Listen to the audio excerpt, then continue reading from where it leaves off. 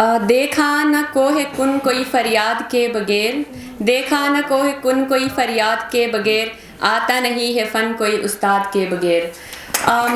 Now I request to Honorable Principal to come on the stage, share their golden words. Sir Amir Sharif, please. Mental health जो सुना है लोगों से, जो देखा है लोगों को कि एक बहुत ज़्यादा ड्राई, हमारी ज़ुबान में बोलें तो खुश्क सब्जेक्ट है, और इसको पढ़ना, इसको पढ़ाना और इसके साथ मतलब पूरी एंटरटेनमेंट को बनाना, ये एक बहुत बड़ा फ़न है जिसमें मैं क्रेडिट दूंगा जो फैकल्टी हैं, जैसे सर हसीब, बिग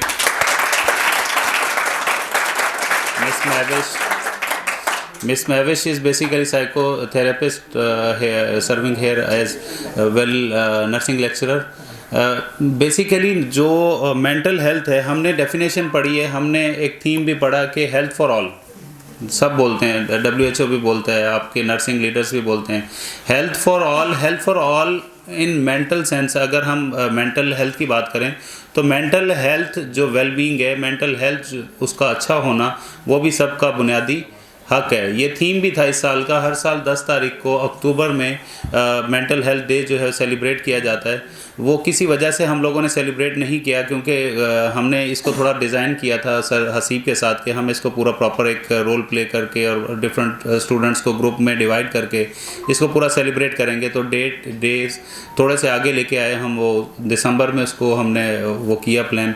तो आई होप कि आप लोगों ने एंजॉय भी किया होगा और बहुत कुछ सीखा भी होगा.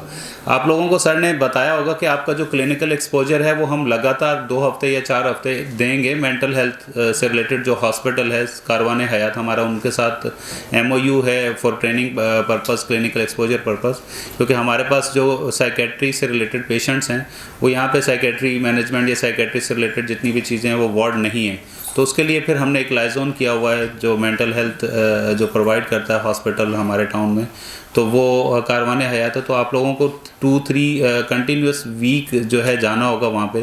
तो वहाँ पे आप प्रॉपर पेशेंट्स की care during their mental illness आप देखेंगे कि वो उसको लेके कैसे चलते हैं, पेशेंट आता कैसे है, और आफ्टर 2-3-4 वीक्स या मंथ्स वो पेशेंट रिकवर होकर अपनी नॉर्मल लाइफ में कैसे चला जाता है. तो हेल्थ जो है, हेल्दी रहना सबका हक है, हेल्दी रहना सबके लिए ज़रूरी है. मेंटल हेल्थ बहुत ज़रूरी है, क्योंकि बीइंग स्टूडेंट अगर मेंटल लेवल ही आपका ठीक नहीं होगा तो आप क्या लर्न करोगे. सही है.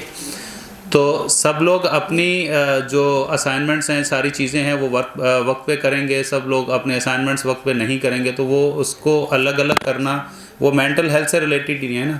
अगर कोई स्टूडेंट है और वो अपना काम टाइम पे नहीं कर रहा या परफॉर्म सही नहीं कर रहा, बीच में 1-2 बच्चे ऐसे मुझे नज़र आ रहे हैं, मैं नाम नहीं लूँगा, जो नहीं अच्छा पढ़ते, और हमें फिर आखिरी दिनों में हमें बड़ा तकलीफ़ होती है कि मार्क्स में इशू हो रहा है, कोई बच्चा ईयर बैक हो रहा है, ऐसा बुरा नहीं मानना, और कोई बच्चा तो तकलीफ़ होती है. बेसिकली टीचर जो है वो एक फादर की तरह होता है ना, बाप की तरह होता है, माँ की तरह होता है. अगर कोई बच्चा पीछे जा रहा है तो तकलीफ़ होती है. अगर कोई बच्चा आगे जाता है गुड मार्क्स के साथ, मेडल्स के साथ या अच्छी अचीवमेंट्स के साथ, तो फिर खुशी होती है.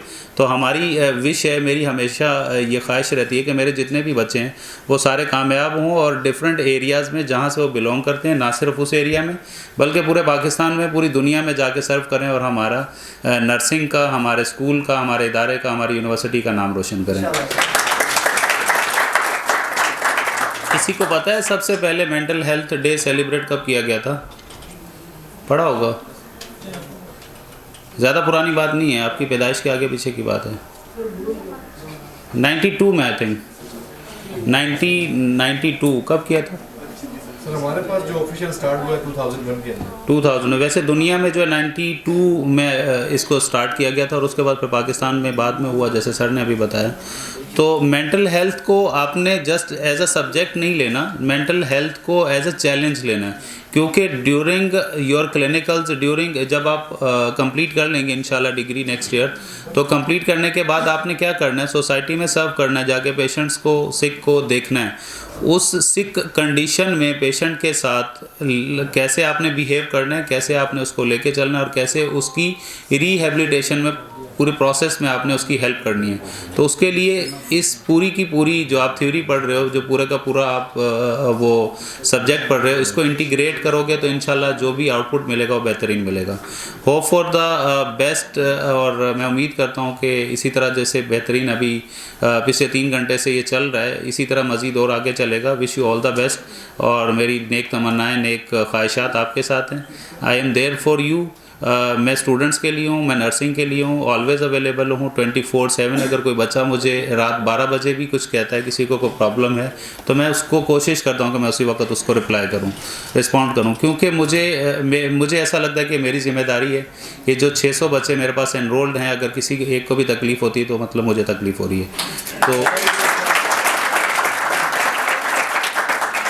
इसी चीज़ को आपने लेके आगे चलना है। अगर मेरे 600 बच्चे आगे जाके 600 कम्युनिटीज़ को सर्व करेंगे इंशाल्लाह, तो वो हम जैसे बने, हमसे 2 हाथ आगे जाएं, हमारा जो नाम जो है और बड़ा होगा, हमारा सीना और चौड़ा होगा, हमें और खुशी होगी कि हमारे जो बच्चे में जाके कम्युनिटी में अच्छे से सर्व कर रहे हैं। और नर्सिंग आपको बेशुमार दफ़ा लोगों ने बताया होगा, सुना होगा, पढ़ा होगा और ख़ुद ऑब्ज़र्व भी किया होगा। आपकी जितनी भी मुश्किलात हैं, आपकी जितनी भी परेशानी है, वो ख़त्म हो जाती हैं खुद ब खुद। क्यों? जो दुआएं हैं ना, बेसिकली जो आप पेशेंट्स के साथ जाके सर्व करते हो, सर्विस देते हो, उनको हेल्प आउट करते हो, ये सारी चीज़ें देखोगे तो आपको एक अजीब सा सुकून भी मिलेगा, सेटिस्फेक्शन भी होगी और आपको बिन मांगे सारी चीज़ें मिलती हैं। अल्लाह ताला है ना, हम अपने अपने बिलीव्स पे जो है वो हमारा ईमान है, जैसे हम अल्लाह ताला को मानते हैं, इसी तरह कुछ हिंदू हैं बीच में, कुछ नॉन मुस्लिम जैसे क्रिश्चियन, सब अलग अलग अपने बिलीव्स पे एतबार रखते हैं, लेकिन हर किसी का एक ही यकीन है। अगर आप किसी के साथ अच्छा करोगे, किसी को सर्विस अच्छी प्रोवाइड करोगे, अगर पेशेंट का ख्याल रखोगे, तो आपकी सारी चीज़ें आसान हो जाती हैं। आपके आने वाली मुश्किलात, आपके सामने चैलेंजेस, वो ऐसे हलवा बन जाते हैं कि आपको पता ही नहीं चलता और आपको दुआ मांगनी ही नहीं पड़ती, आपका मसला पहले हल हो जाता है। तो इस चीज़ के लिए अल्लाह ने बहुत कम लोगों को चुना होता है। आपने देखा होगा आपकी पूरी फैमिली में शायद को गिनती का कोई एक आधा नर्स हो, शायद ना हो। मैं मेरी फैमिली में पहला नर्स था और अभी 4 लोग हैं। तो बहुत कम लोगों को अल्लाह ने चुना होता है ना इस काम के लिए। तो वो सर्विस ऑफ मैनकाइंड तो एक अलग बात है, सर्विस ऑफ सिक पेशेंट जो है वो बहुत बड़ा चैलेंज है। कोई किसी का वॉमिट या स्टूल नहीं उठाता या क्लीन नहीं करता, या किसी को इवन हाथ नहीं लगाता, हाथ लगाने के बाद 4 दफ़ा वो हाथ साफ़ कर रहा होता है अलग से, और घिन लोगों को अलग आती है। लेकिन हम नर्सेज क्या करते हैं, पैदाइश से लेके बच्चे की और पेशेंट के एक्सपायर होने तक हम लोग उसका साथ देते हैं। अगर वो बच्चा पैदा हो रहा है, न्यू बॉर्न बेबी है, तो सबसे पहले किसके पास आएगा? नर्स के पास आएगा, मिडवाइफ के पास आएगा। अगर कोई भी पेशेंट या बच्चा या कोई भी एडल्ट एक्सपायर होता है तो सबसे लास्ट में कौन होता है उसके पास?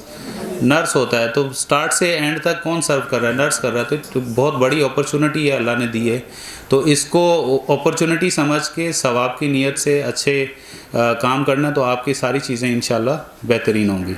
Wish you all the best. I would like to invite the another group which led by Rufaidah Raja to come on stage and present their role play on the topic of OCD, Obsessive Compulsive Disorder. Rufaidah Raja, and here is my group partner Yusuf Rafiq, and we are student of General BSN 6th semester, and we are here to give some sort of awareness about OCD, Obsessive Compulsive Disorder.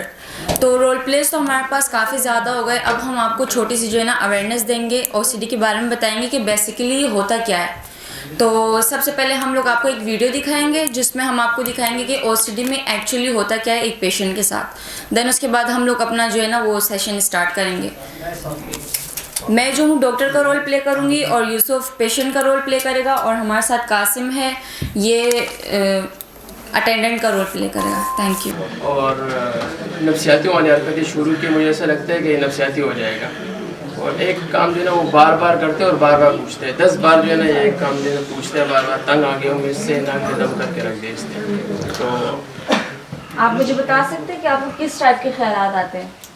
Doctor साहब, मैं जब भी खाना खाता हूँ तो इस तरह महसूस होता है कि खाने के प्लेट में कोई जम्स अटके हुए या मेरे हाथ गंदे, उससे ये ख्यालात मुझे आते हैं, मैं कंट्रोल नहीं कर पाता। मैं बहुत ख्यालात आते हैं मुझे।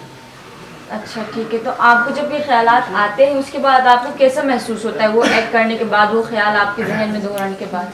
मैं बार बार हाथ धोता हूँ, 10 से 15 मरतबा मैं हाथ धोता हूँ और फिर भी डाउट रहता है कि मेरा हाथ पे जम्स लगे हुए हैं। मैं मुसलसल ये काम करता रहता हूँ।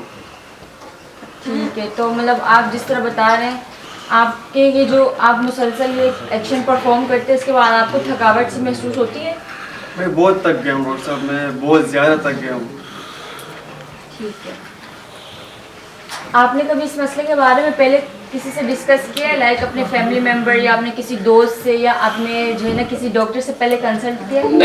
नहीं, ये हम लोग चाहते कि लोगों को पता नहीं चले, उन लोग इसको नफसियाती के करेंगे, तो इस वजह से किसी को नहीं बताया, जिससे मुझे पता और मैं जो है आपके पास लेकर आ गया डायरेक्ट। वो बाइक लोग कर अरे दिए खुदा का वास्ता यार, लोग कर दिए, तो आप जो है ना नाक में दम किया हो, सैनिटाइजर भी देना, हाथ बहुत गंदे हो गए मेरे। अच्छा ठीक ये है, हाल है इसका। आपको अगर याद हो तो आप मुझे बता सकते हैं आपको ये कब से इनिशिएट हुआ? अरे डॉक्टर साहिबा मैं बताता हूँ, इसका जो है ना सबसे बड़ा मसला, एक बार हमने इसको गेट लॉक करने के लिए भेजा, ये वहाँ जाकर जो है ना गेट का चौकीदार ही बन गया, वहाँ जाके खड़ा हो गया, पूरी रात जो है ना ये वहीं पे खड़ा रहा। हम लोग सुबह उठे, आंखें लाल थी, भाई क्या हो गया? ये कहने लगा, मैं ये सोचूं कि गेट लॉक भी है या लॉक नहीं है। सैनिटाइजर देना यार, ये अरे सैनिटाइजर पी लो उसको जाके लेना। ठीक है, तो आप जिस तरह बता रहे हैं और आपकी जो सिम्टम्स हैं, ये एक ओसीडी एक डिजीज़ है, साइकेट्रिक डिजीज़ है, ऑब्सेसिव कंपल्सिव डिसऑर्डर, जिसमें ये होता है कि आप रिपीटेटिव एक्शंस करते हैं, आपको मुख्तलिफ ख्यालात आते हैं जिसमें आपका काबू नहीं होता। मैं आप लोगों से भी बताना चाहूँगी कि ज़्यादातर लोग इस चीज़ को इग्नोर कर देते हैं, इस चीज़ को बहुत लाइटली ले लेते हैं और इस चीज़ को जो है ना मतलब कि समझते हैं कि ये चीज़ नॉर्मल है करके किसी डॉक्टर वगैरह से कंसल्ट नहीं करते। तो मैं आप लोगों से भी बताना चाहूँगी कि अगर आपको अपने इर्द गिर्द या आप लोग खुद ऐसा लगता है कि मतलब कि कोई इस चीज़ का पेशेंट है, तो आप उस चीज़ को डॉक्टर से उसको इन्फॉर्म करें कि डॉक्टर से जाके वो कांटेक्ट करें। इसका इलाज मुमकिन है डॉक्टर साहब? जी बिल्कुल, इसका इलाज भी पॉसिबल है। इसकी इलाज जो है ना मेडिकेशंस में भी दी जाती है, थेरेपीज़ भी दी जाती है। थेरेपीज़ में इसमें हमारे पास आ जाता है CBT, कॉग्निटिव बिहेवियरल थेरेपी, और मेडिकेशन इसमें सेरोटोनिन रीअपटेक इनहिबिटर दी जाती है। और CBT हमारे पास एक ऐसी थेरेपी होती है जिसमें मज़ीद आपके और मेरे आगे सेशंस होंगे, जिसमें आपको आपकी जो थॉट्स आती है, ऑब्सेशंस आती है। कॉग्निटिव में हम लोग आप उसके ऊपर काम करेंगे, आपकी जो है ना ब्रेन वॉशिंग कराएंगे, आपको जो है ना आपका ध्यान भटकाएंगे, और बिहेवियरल थेरेपी आपको देंगे जिसके आपकी जो रिपीटेटिव एक्शंस आप करते हैं आपको दीगर जो है ना एक्टिविटीज़ में इन्वॉल्व करके, ताकि आप उस चीज़ में बिजी रहें और आपको ये चीज़ें ना हो। उससे हम पूरी कोशिश करेंगे कि आप जो है ना इस चीज़ से कोप करें इस चीज़ को। इससे ये ठीक हो जाएगा? जी बिल्कुल, पक्की बात है। जी होप सो कि आप लोगों को अच्छे से समझ में आया होगा। जले को आग कहते हैं, बुझे को राग कहते हैं। जले को आग कहते हैं, बुझे को राग कहते हैं, गार्डन को बाग कहते हैं। जो आपके पास नहीं है उसे दिमाग कहते हैं। Now may I call upon the stage group number 9, and their topic is guilt. Umar Farooq and Atif, please come on the stage. Today we are here to present our role play which is about guilt. Myself, Umar Farooq Khan, and these are my group member Atif Kareem, Afnan Murtaza, and we have also a supportive member Salman Shah, Rais Ahmed and Nabir. So basically, before starting our topic, I would like to thank Mr. Hasib to create a huge opportunity to boost our confidence. Before starting, I would like to explain about guilt. Basically, what is guilt? Guilt means a simply word is pachtawa karna. Guilt is an emotion. Guilt is a sense of negative self-perception in which human arise, in which human think that they have something wrong, that they have something harm by the action of time, by the action of feelings, thoughts, and by the action of their mind. So that is guilt. And the sign and symptoms of guilt is that is the relationship with COPD, and also anxiety, depression, and also biological symptoms and social and environmental symptoms. And how can we prevent guilt? There is simple prevention of guilt, like acknowledge yourself, understand yourself. That's the prevention of guilt. So I would like to call Atif Kareem to give example to related guilt. अस्सलामु अलैकुम। Start with the name of Allah who is the most merciful, beneficial and kindful. जैसे कि उमर फ़ारूक ने हमें definition बनाई guilt के बारे में, तो उसको अगर हम थोड़े से आसान अल्फाज में समझने की कोशिश करें तो ये होगी कि कोई भी ऐसा इवेंट या सिनेरियो जिसका एंड ऑफ रिज़ल्ट नेगेटिव हो. फॉर एग्ज़ाम्पल, जैसे कि 3 दोस्त थे, तीनों साथ में इंटर किया मेडिकल में, तीनों का यह गोल था कि हम लोग जाके MBBS में हमारा एडमिशन हो एंड में. तो तीनों की जो परसेंटेज है वो भी तकरीबन सेम आई, मतलब 80 + 83, 84, 85 के लगभग. अब तीनों दोस्त की परसेंटेज तो आ गई, लेकिन उसके आगे भी मेहनत करनी थी. तो उसमें से जो 2 दोस्त थे उन्होंने एप्टीट्यूड टेस्ट की तैयारी शुरू की, क्लासेस कोचिंग में क्लासेस लेना शुरू किए MD गेट के लिए. लेकिन थर्ड वन ने कहा कि भाई मैं तो इंटर में मेहनत कर लिए और मैं इजीली क्वालिफाई कर जाऊंगा, मुझे सीट मिल जाए. तो वो रिलैक्स हो गया. जब वो लोग टेस्ट देने गए NTS में, एट दी एंड दोनों दोस्तों का जो है एडमिशन हो गया. थर्ड वाले का बमुश्किल ही वो भी सेल्फ पे BDS में एडमिशन उसे मिला. तो एट द एंड हमें ये रिज़ल्ट मिला उससे कि जब उन्होंने अपने बाकी दोस्तों को देखा कि दोनों को मेरिट बेस पे सीट मिली MBBS में दाव मेडिकल कॉलेज में और थर्ड वन को सेल्फ पे मिली, तो उसे गिल्ट फील हो, काश कि उस टाइम मैं इनके साथ ज़्यादा कोचिंग क्लासेस लेता, मेहनत करता, तो आज मैं भी इनके साथ ही होता. तो एट द एंड वो उनसे गिल्ट फील करेगा वो थर्ड पर्सन. तो हमें मेहनत नहीं छोड़नी चाहिए और उसे कंटिन्यू रखनी चाहिए ताकि at the end of the day हमें पछतावा महसूस ना हो. Now we will play our role play in front of you. यार मैं कब से आप लोगों को कॉल कर रहा था, मैंने कहा बैठ के कुछ पार्टी करते हैं, तुम लोग यहाँ पे थे ही. क्या पार्टी करनी है आपको? बस वैसे ही मैंने कहा बैठ के सिगरेट वगैरह. सीक्रेट नहीं है? सिगरेट का पार्टी. और कल मैंने जेलर देखी यार. क्या जेलर? क्या जेलर मूवी शुरू में मुझे बोरिंग लग रही थी, मैंने कहा कोई खास नहीं है, इसने आधा घंटा ज़ाया करवा दिया. लेकिन जब बाद में उसकी ट्रांसफॉर्मेशन मैंने देखी, मैं हैरान हो गया. अच्छा, तो क्या स्टाइल है उसका. एक्टिंग सही था बहुत. नहीं वो अभी मैं नहीं देखूंगा, उसका प्रिंट साफ हो जाए तब देखूंगा. अभी है आपके पास मोबाइल? नहीं है मोबाइल में. हाँ वो देख लेंगे, मतलब वो सब देखेंगे. ये तो मैंने देख लिया, आप लोगों को बता रहे. आजकल तबियत कुछ ठीक नहीं रहती है, कांसी ज़्यादा हो रही होती है, घुटन सी फील होती है रात के टाइम. ये कोई मसला नहीं है, आजकल वायरस बहुत होता है. कंफर्टेबल फील नहीं हो रहा. बैठ जा, कोई नहीं यार, बैठ जा. डॉक्टर के पास ले जाऊँ साथ? नहीं बहुत शुक्रिया, मैं इधर कुछ चला जाऊँगा. सीन 2. कांसी बहुत ज़्यादा होती रहती है, घुटन सी फील होती है, सीना बहुत भारी महसूस. अजीब सा खांस रहा था. कितने टाइम से हो रहा है? तकरीबन हफ्ता हो गया. बहुत ज़्यादा हो गई, पहले तो होती थोड़ी बहुत होती रहती थी. किस टाइम ज़्यादा होता है? रात के टाइम बहुत ज़्यादा कांसी होती है और सुबह के टाइम पे. कांसी बलगम के साथ होती है या खुश्क होती है? पिछले तकरीबन 1 हफ्ते से बलगम के साथ हो रही है, उससे पहले जो ना खुश्क कांसी थी. स्मोकिंग करता हो कि नहीं? हाँ, बस 1.5 से 2 डब्बे पी लेता हूँ दिन में. देखिए, आपका जो मसला है ना, अगर आप स्मोकिंग करोगे तो आपके आने वाले वक्त में आपको फिर गिल्ट महसूस होगा. आपकी जो फेफड़े हैं वो भी उसके साथ ख़त्म हो सकते हैं. आप तो स्मोकिंग कर रहे हो, इसके आपको तो आने वाले वक्त में कैंसर भी हो सकते हैं. और अगर आप जो पैसिव स्मोकर है, जो स्मोकिंग नहीं करते, वो इससे ज़्यादा ख़तरनाक है क्योंकि वो इनहेल करते हैं, उससे भी आपको कैंसर हो सकते हैं. आप स्मोकिंग को पहले छोड़े. अगर आप डायरेक्ट नहीं छोड़ सकते तो आप कम करें, 2 से 3 पिए दिन में. थोड़े वक्त में अपने आप ये स्मोकिंग को छोड़ लें क्योंकि आने वाले वक्त में आपको फिर कैंसर भी हो सकता है और क्या पता फिर आपका आप इस दुनिया से भी चले जाओ, आपका वेज़र भी लग सकते. तो अपना ख्याल रखें और स्मोकिंग को अवॉइड करें, एनवायरनमेंट से सही कर. अभी मैं आपको मेडिकेशन थोड़ा लिख रहा हूँ, ये मेडिकेशन आप लीजिए और उसके बाद फिर 2 हफ्ते बाद फिर विजिट कर लेना. सही है? थैंक यू डॉक्टर साहब ने कहा कि आप सिगरेट जो है ना छोड़ दो. हाँ छोड़ लेंगे, लेकिन ये तुम्हारी यहाँ रह गई थी. नहीं भाई, मैंने सिगरेट छोड़ दी. अब मैं सिगरेट नहीं पीऊंगा. ये नहीं छोड़ सकते. नहीं भाई, मेरे सांस खराब हो जाती है. खुद पीते हैं, पिलाओ यार. नहीं पिलाओ, वो कुछ नहीं पिलाओ यार. कुछ तो पी लो. अभी नहीं पिलाओ यार, पी लो यार. चलो आप लोग की खातिर अभी थोड़ी सी पी लेता हूँ. पी लो, ज़्यादा पी लो, थोड़ी सी में क्या. नहीं पियो यार. पूरी रात आवारा दोस्तों के साथ बैठे रहते हो. तुम्हारे बच्चों ने मुझे एक तो तंग करके रखा है.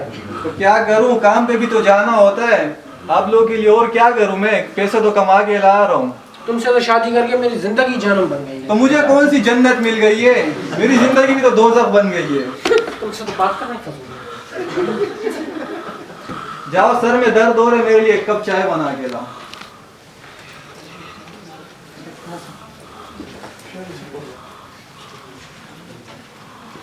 हाय अल्लाह, तुमने फिर से सिगरेट पीना शुरू कर दी। पहले से ही तबीयत खराब है आपकी। दिमाग खराब मत कर, अभी मैं जहाज में बैठा हूँ।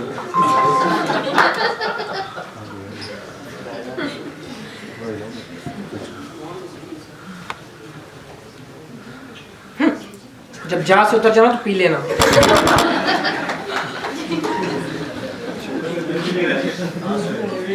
अपनी तरह ये चाय भी फीकी बनाई हुई है, कभी तो मीठी चाय बना लिया करो। चीनी घर में हो तो मीठी बनाऊं ना। चीनी लाते नहीं हो, पूरा दिन सिगरेट फूकते रहते हो, तो कहाँ से इसकी मीठी करोगे?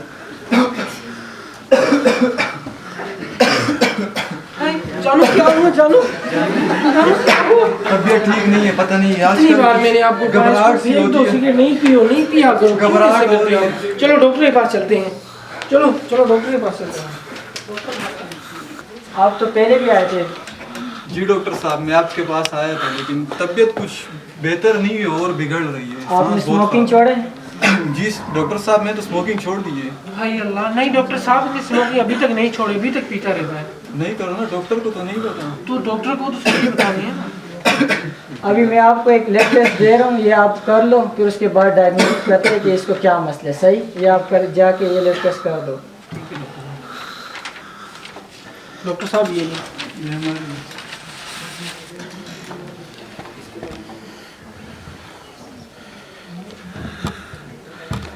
अफसोस के साथ कहना पड़ रहा है कि आपके हस्बैंड कुछ ही दिनों में बढ़ जाएंगे। डॉक्टर साहब ऐसा तो नहीं कहें। क्या मतलब? मतलब ये है कि you have diagnose stage 4 cancer. Stage 4 क्या होता है डॉक्टर साहब? कैंसर का तो सुना बस है। कुछ ही दिन के आप मेहमान हो, फिर आप इस दुनिया से। डॉक्टर साहब, आपकी लेबोरेटरी तो ठीक है ना? मुझे ऐसा नहीं हो सकता। नहीं, ये हमने मुर्शिद की लेबोरेटरी से हमने ये टेस्ट करवाए। यहाँ के जो लैब टेस्ट वो एग्जैक्ट आते हैं। डॉक्टर साहब ऐसे नहीं कहें, अगर इसको कुछ हो गया तो हमारे बच्चों का तो क्या मैंने होगा? कहा था ना इसको कि स्मोकिंग छोड़ लो, आपको फिर बाद में गिल्ट महसूस होगा।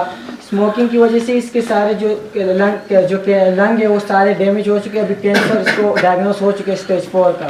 दिखाओ सिगरेट पीने का नतीजा। डॉक्टर साहब अब क्या होगा, कोई हल बताएं डॉक्टर साहब। बस अब इसका ख्याल रखें और इसकी जो तमन्ना है वो भी पूरी करें। साहब ने कहा है कि आप कुछ ही दिनों के मेहमान हैं। कैसे? मुझे कैंसर डायग्नोज हुआ है।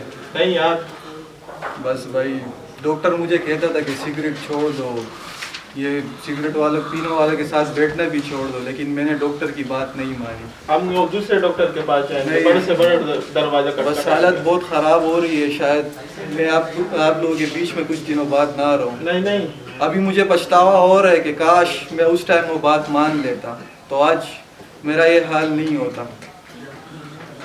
बस मरने वाला। नहीं नहीं नहीं नहीं नहीं नहीं। एहतियात अफसोस से बेहतर है, तो वो काम है हम ना करें कि बाद में गिल्ट फील हो। जैसे कि डायबिटीज़ बढ़ रही है और लोग जो है ना रिस्क फैक्टर का ख्याल नहीं रख रहे कि ये क्यों बढ़ रही है, तो इसमें डाइट जो है ना वो भी इम्पोर्टेंट है।